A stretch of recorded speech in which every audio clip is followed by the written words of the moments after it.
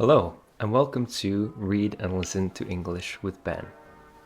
Today, I have a new microphone that has been requested by some of you.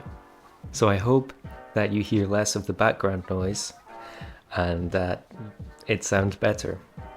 Today, we are going to be reading the second story and the third chapter from Olly Richards' book, Short Stories in English.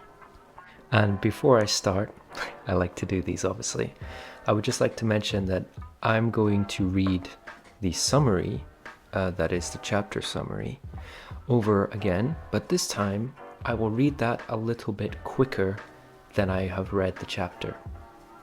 Then I will ask you the questions that are at the back of the chapter, and you can then answer in the comments. I will put the answers to the questions in the description, but I recommend that you answer the questions in the comments first and then go back and look in the description to find out if you've got it right or not. Otherwise, if you have any questions yourself that you would like me to answer, just pop it in the comments and I'll try my best to get back to you. Okay. Happy listening. Chapter 3. The Surprise. Sylvia could not believe it. "There are lights on in the house," she cried. She followed the path down to the lake. She went over to the house.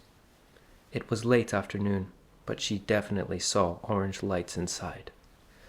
She walked around the outside of the house. She wanted a view of who was inside.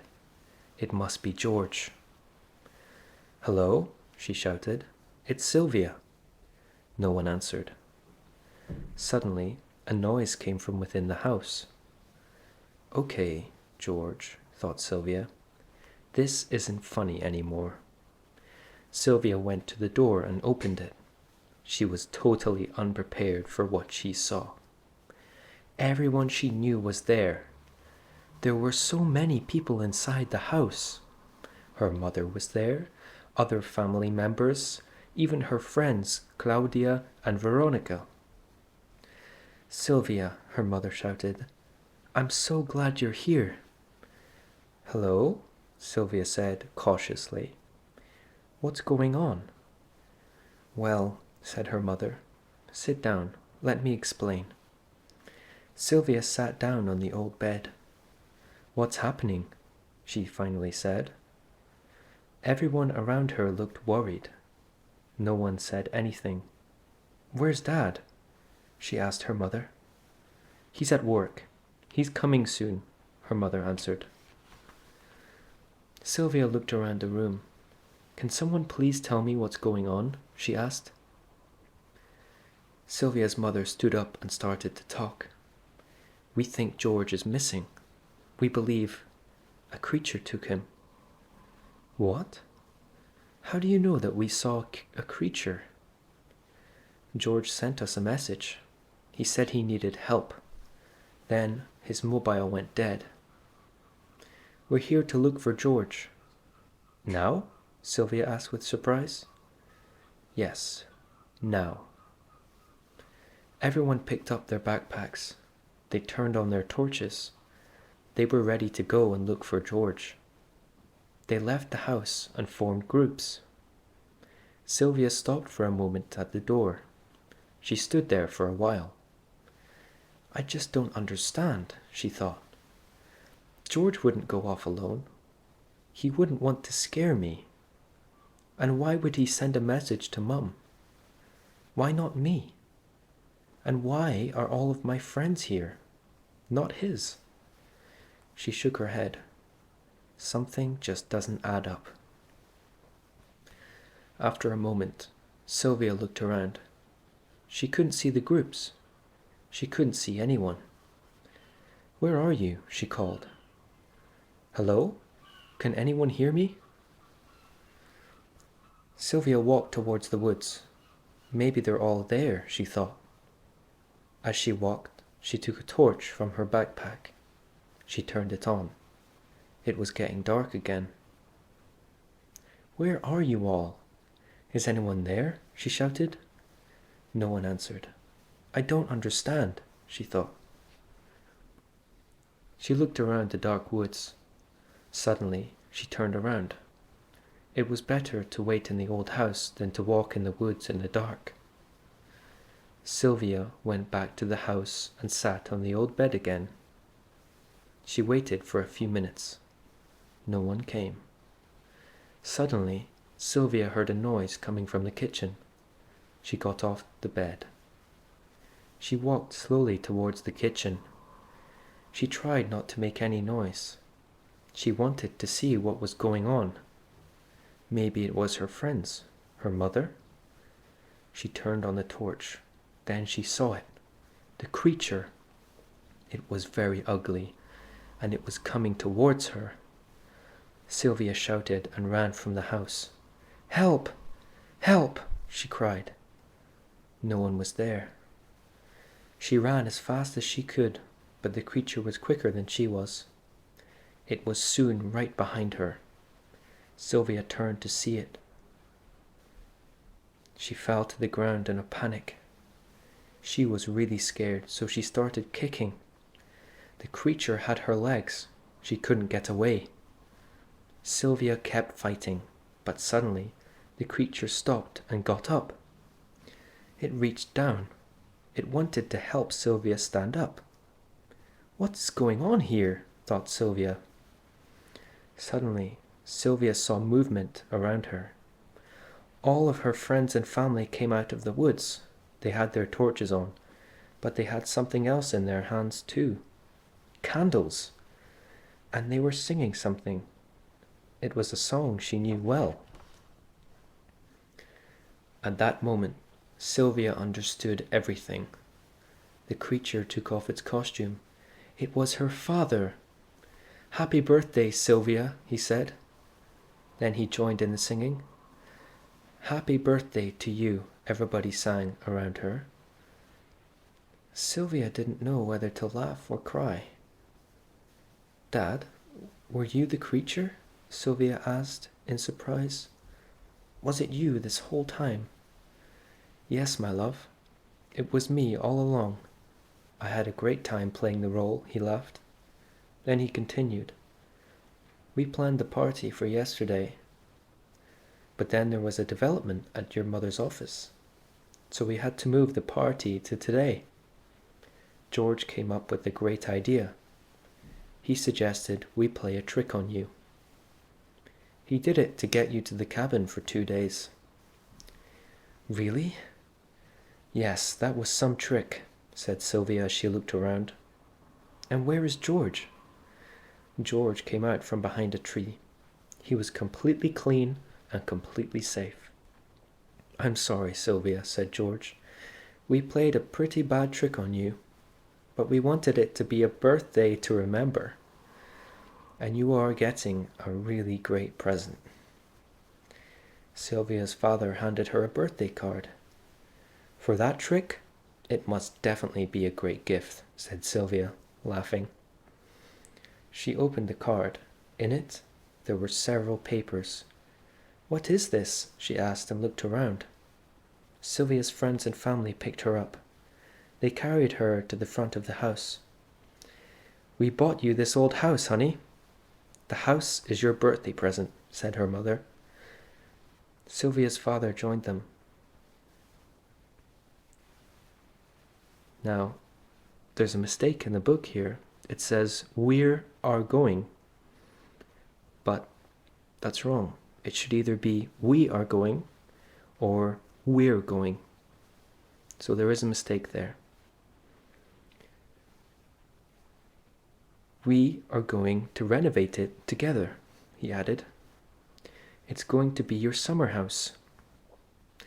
Sylvia started to laugh. Then she started to cry with relief. George was safe. She was safe. And this crazy old cabin was hers. Finally, Sylvia was able to speak again. Well, she began, I want to thank you all for the birthday surprise. And Mum, Dad, I can't believe this house is mine. Thank you. Then she looked at her father and George. "Dad, that was quite a performance. I just want to give the creature one important piece of advice. He is not a welcome visitor anymore."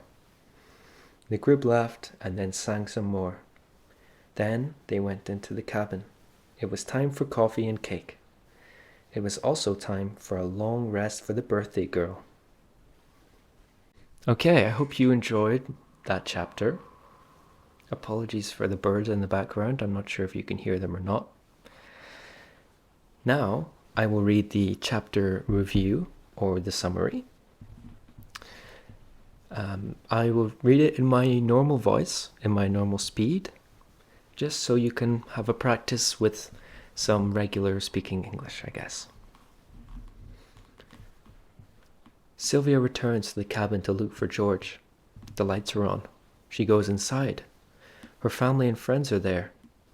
They say they are there to find George. Sylvia doesn't understand. Her friends leave to look in the woods. Sylvia thinks about her current situation. She goes back to the cabin. She sees the creature there. It chases her into the woods. She falls, but then the creature helps her up. It is actually her father. The creature is part of her birthday surprise, and the cabin is her present. Okay, so on to the comprehension questions. So it says, select one answer only for each question.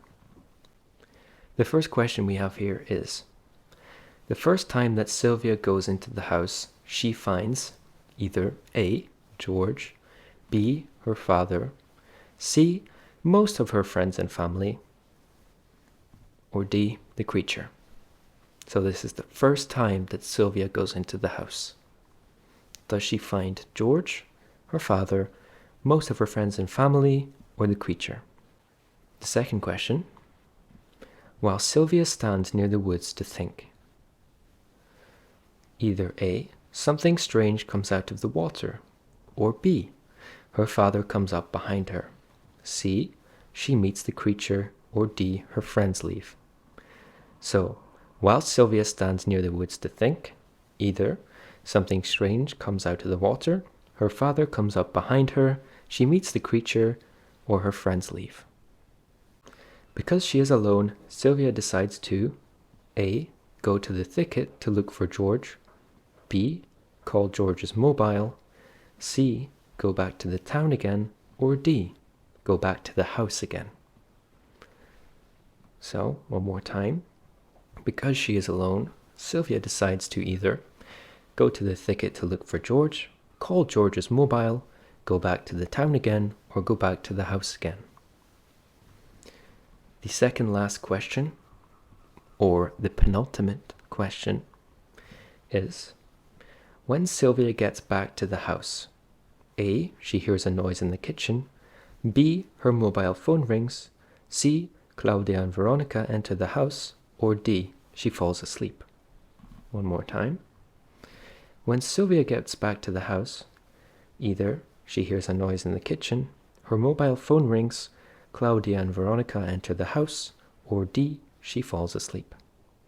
And the last question, the creature was actually A, Sylvia's mother, B, George, C, Sylvia's father, or D, a real bear. A little hint on this one, you don't get bears in the UK. They don't exist anymore, unless you're in a zoo. So, the last question one more time. The creature was actually Sylvia's mother, George, Sylvia's father, or a real bear. Now, that is the end of that story, of the second story. So well done if you managed to make it this far. Please feel free, like I said earlier, to answer the questions in the comments.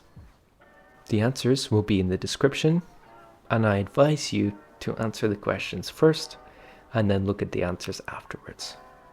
Next time, we will be starting the next story, and I will continue to go through it the same way I'm doing this.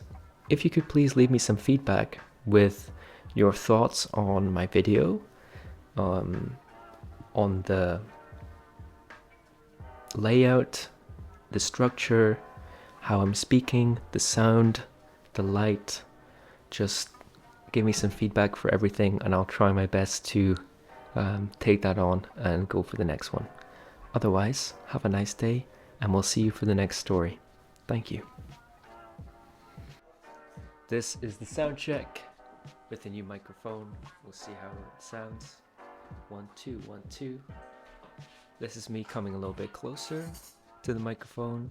1 2 1 2.